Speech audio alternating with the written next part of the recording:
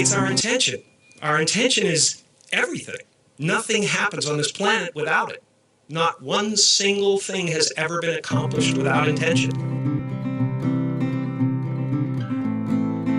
When I was a kid, I brought relief to my family by taking their painful concerns and alchemizing them into comedy. And they enjoyed watching me play, most of the time.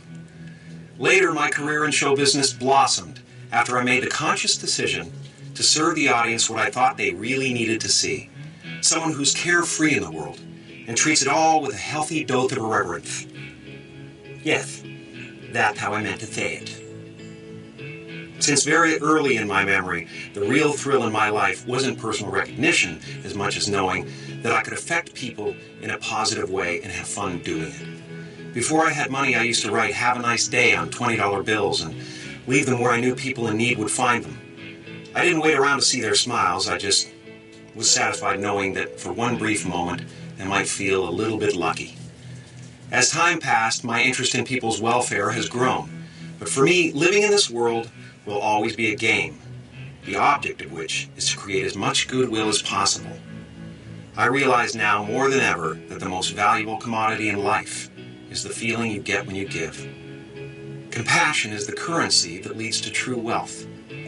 I created Better You so I could continue to expand my awareness of what people need, to relieve or prevent suffering wherever possible, and to offer a kind of assistance that allows people to grow towards independence and self-actualization, and a healthy dose of reverence. A better you means a better universe.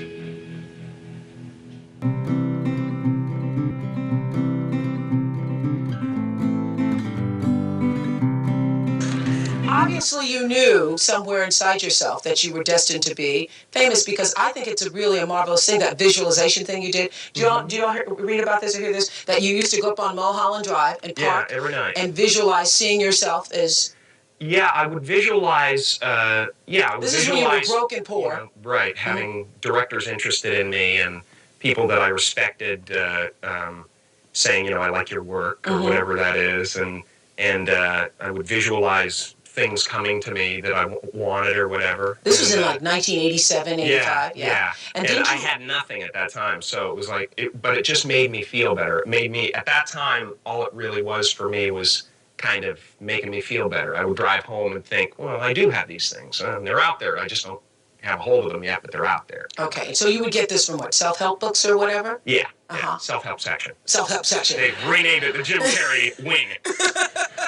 So didn't you write yourself a check? I heard that you did. Is that true? I wrote myself a check for $10 million for acting services rendered, and I gave myself 5 years, or 3 years maybe, and I dated it Thanksgiving 1995, and I put it in my wallet, and I kept it there, and it deteriorated and stuff, but then just before Thanksgiving 1995, I found out that I was going to make $10 million on, I think it was Dumb and Dumber. Maybe. Dumb and Dumber, yeah. So you visualize yourself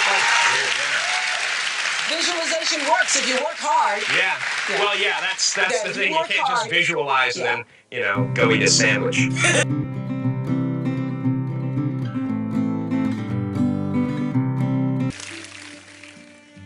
And we are all one thing. It really is true. Can I speak to the person in the last row, in the very last seat against the wall? Is there someone back there that can say hello? What's your name? Andrea, are you aware that, do you have the distinct, palpable feeling that your intention created this evening, as well as Melissa's?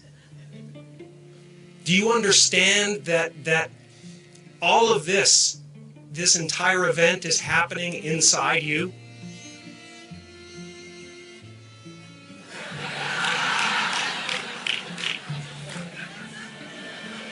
We'll just try to feel it for a second, because it's a trip, man. Some people go to the Super Bowl. I am the Super Bowl, man. I swear.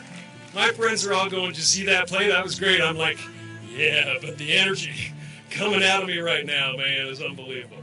I'm just sitting there. I'm the stadium. I'm the vendors outside. I'm the crack dealer on the corner. I'm everything, man. There's no end to it, and it's so much fun.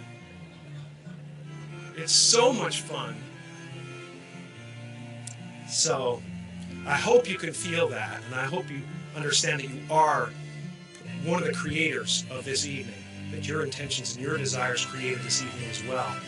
And then I hope you are able to ask yourself, why did I get such a crappy seat? And be okay with it. I mean, you're in the last row, in the last seat. And yet you created this.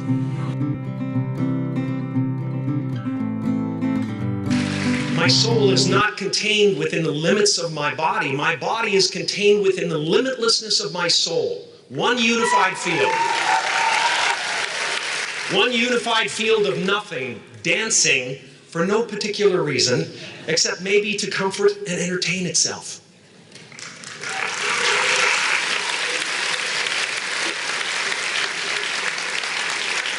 As that shift happens in you, you won't be feeling the world, you'll be felt by it. You'll be embraced by it.